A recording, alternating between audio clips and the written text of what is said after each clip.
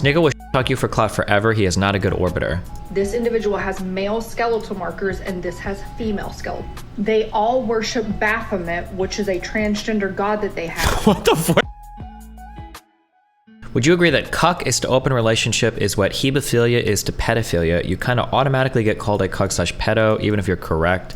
The problem is that, first of all, it's stupid because open relationships are already a minority of all relationships. The thing about cuck and the open relation comparison is cuck is a projection of a man's insecurity. And a lot of people have the insecurity, so it seems like a valid insult. Like, that's the annoying thing. So like, if me and a partner enter an open relationship, the reason why somebody is calling me a cuck isn't because they think I'm a cuck. It's because if they were in that situation, they'd feel like a cuck. So it's it's an irritating thing to find. So it's like, oh, you're a cuck. No, I don't do cuckoldry. And by the way, people do. There's nothing wrong with that. If you want to do cuck fetish stuff, knock yourself out. Like, more power to you. But what they're thinking in their mind is when they say you're a cuck, they're saying like, if I was in that situation, I'd feel like a cuck. If I was in that situation, I'd feel like a cuck. Right? That's what they're saying. So there's no reasonable discourse to be had there, right? It doesn't make sense to call because there's cuck holding is like the male version of the fetish, and there's cuck queening is the female version of the fetish. There are two people in an open relationship like mutually cucking each other at the same time. Theoretically, I guess you could if you take turns doing it, but it's just like, it's an open relationship. It just doesn't make sense to call it a cuck. It's just a projection of somebody else's own like insecurity and that arrangement, basically.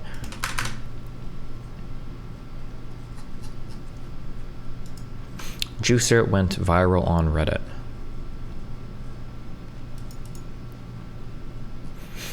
Oh, I saw this. Isn't an XQC really, really, really tall?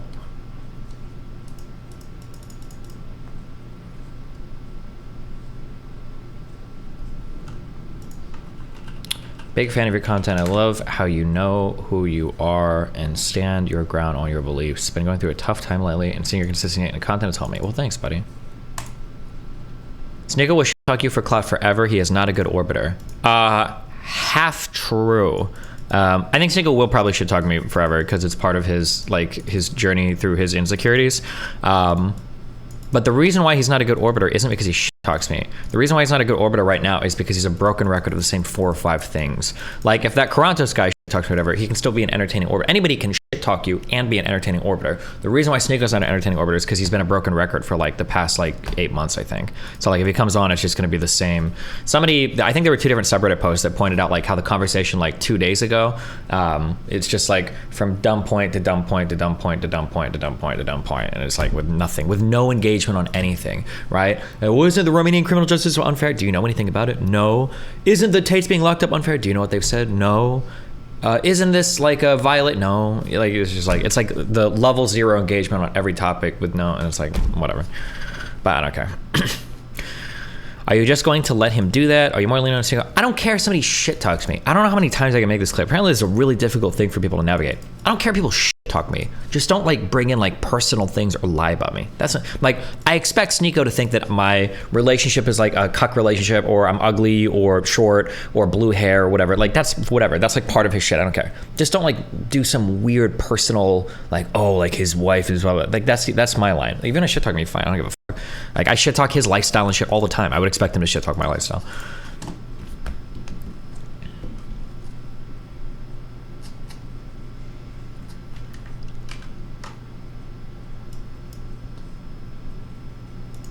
Welcome to today. So that's why Destiny tells Zerka to stop saying this. Yeah, that's why Zerka's a bad orbiter at the moment. It's not because he's a bad person or whatever, or because he shit talks to me. I don't even think he does shit talk to me. But even if he did, it's just because he repeats it's like the same 2 to 4 talking points over and over and over again. And it's like, oh God. Welcome to today's episode of celebrities that you didn't know were actually. Can't you frame your poly relationship in a way people clearly see that it has nothing to do with cuckoldry? No. For the current like red pill thing, the obsession is women with low body counts, right? Like, I think some guys would consider you a cuck, like even if you dated a girl that had like 15 or 20 guys. Like, it's at that level of insecurity. There's just no way to reframe it from their point of view, because in their point of view, especially if you've been fed all the red pill dog shit over and over and over again, you're thinking that like, oh, like men's reproductive strategies to as many people as possible, women's reproductive strategies is just find one man. So if your woman is multiple people, that means that you're failing, but you can multiple people, and that doesn't reflect poorly on you or your woman, because that's like what your natural thing is or whatever. Is calling it an insecurity just a way to dismiss it?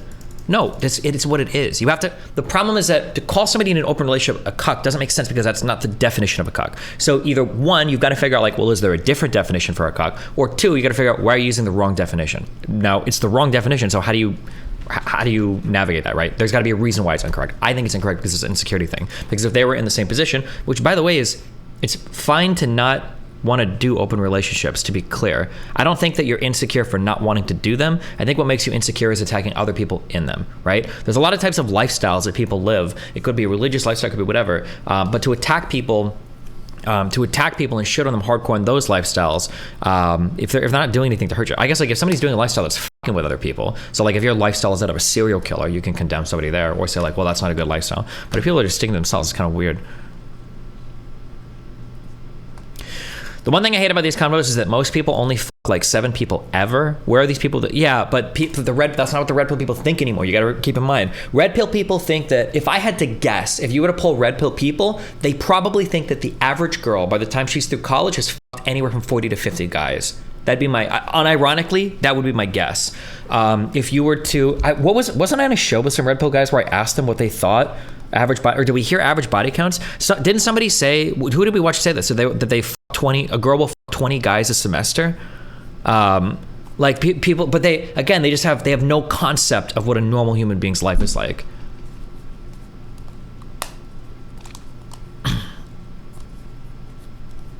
Oh, it might have been fresh. What's the actual average amount? I thought the average amount of partners was like 7 to 9 for a lifetime. Average amount of sexual partners.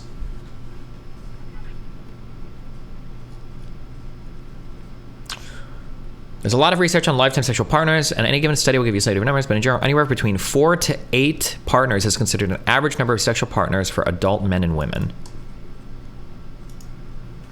Yeah, this idea that like girls are fucking 20 different guys per semester. But again, it's like there's a lot of like interesting psychology and everything here. Well, it's not interesting psychology. It's boring psychology that you learn in high school. But there's obviously huge selection biases going on, right? Like imagine you've got like 100 different girls in college. Okay, of these 100 girls in college, we'll say maybe 80 of them have Instagram accounts. Of those 80 with Instagram accounts, maybe 40 of them are public facing. Of the 40 that are public facing, maybe like 2 or 3 are like pretty like, whoa, holy shit, right? And these 2 or 3 get amplified because like nobody's looking at a normal college chick's Instagram. Like you don't. There's plenty of college girls that have Instagrams that are just like them hanging out with friends, their dog, like whatever. There's not like a lot of crazy shit going on there, but you don't see those. You see like the girls with like the bikinis and shit who are traveling sometimes, right? So guys think that this is the average. They extrapolate this 1 or 2 bikini girl example to every single girl on a college campus. It's like classic like selection bias, but yeah.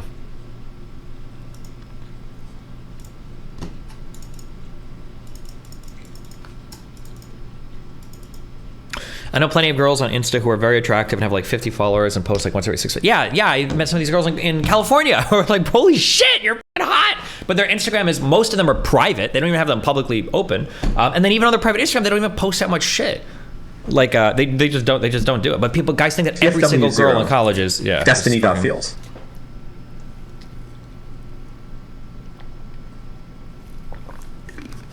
How is it the same for men and women? That's interesting. Statistically speaking, the average number of partners between all men and all women is always going to be exactly the same. It has to be, if you exclude gay couples.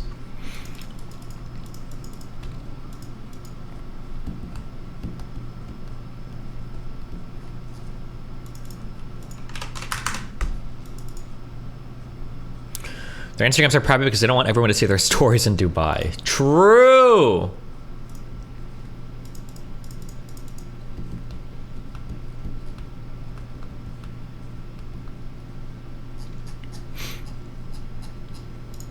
He's trolling. Seems false. Any stats?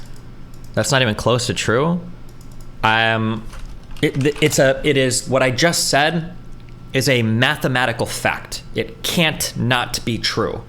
The average number of partners between all men and all women will always be the exact same.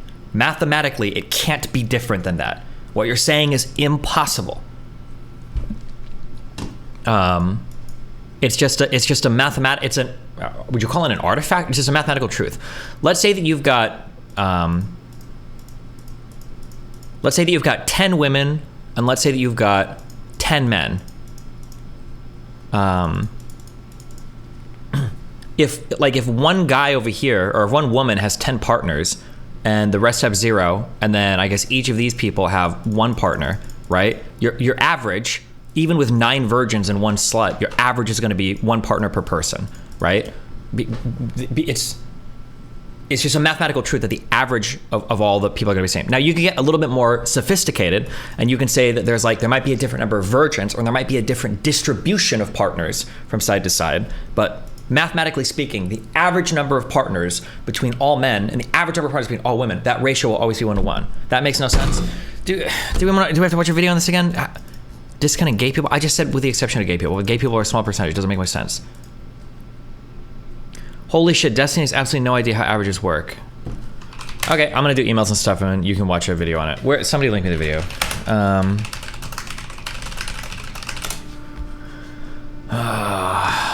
I'm not gonna be able to find this.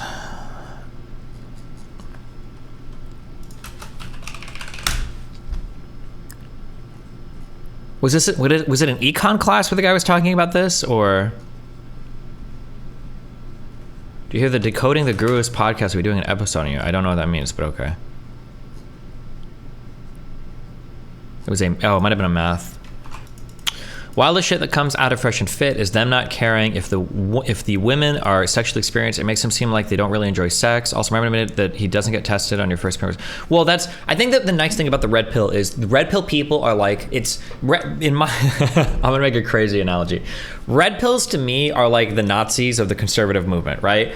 Arguing with Fuentes is fun. I don't want to argue with a conservative who's like, we need to defend our Western values against immigrants that don't share our same. Like, okay, boring. And then Fuentes comes out and he's like, I don't want any black people in my country. It's like, all right, let's talk. Great. I like that. It's honest. Let's go. Right?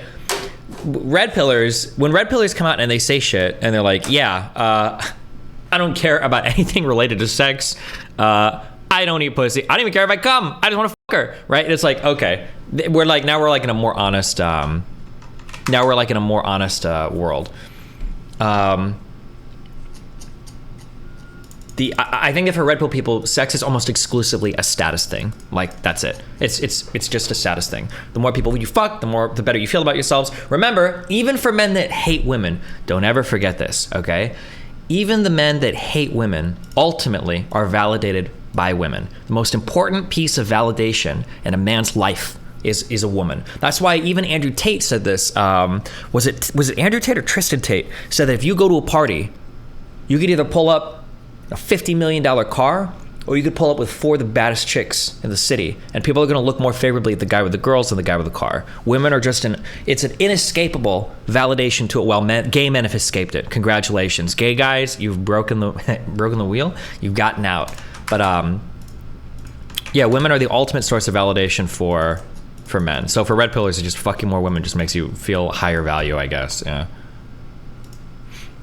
The only real red pilling stat is that the one guy in chat gets 90% of a streamer's time. True. The following content. Oh, you linked the course. Where is it? That 9 front, I drew it wrong. Do I make them watch this again? Do we watch this again for 10 minutes? Destiny, you are correct about the average. To be more precise, the weighted average is that it will always be equal between men and women. Sure, but and I said the distribution might be different, but the weighted average, it is necessarily the same. It has to be, because every time a woman has sex with a man, there must be a man having sex with a woman. It is impossible on the woman's side that the woman has had sex with more men than the men have had sex with more men. It can't happen unless you're f***ing ghost men, right? It has to. But it's just, that's like a mathematical reality, yes. But again, the distribution could change, right? There could be like 8 virgin women and 2 ultra promiscuous women or something like that. The distribution can be different, or 2 ultra promiscuous men, and then every woman has had sex with one man, and then a bunch of virgins. But on the aggregate, okay, we're not watching this again. Whatever. You know. If you don't, get fucked. The stat means nothing. We only care about the distribution.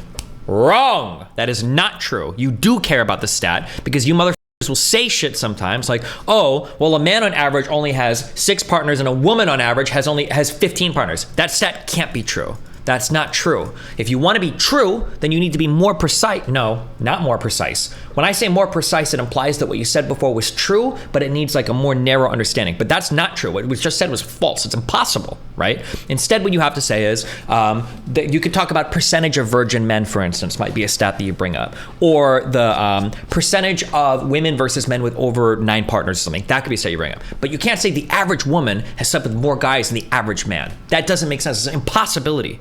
That's what I'm saying. Welcome to today's episode of celebrities that you didn't know were actually the opposite gender. We're going to be covering Mandaya, aka Zendaya. Let's just get right into it. By now, if you've been following my page for a minute, you know male skeletal markers. Skeletal marker number 1, the straight across clavicle. We've got the brow ridge. We've got the deep socketed eyes. We've got the wide dental arch. We've got the can opener jaw. We've got the thick neck.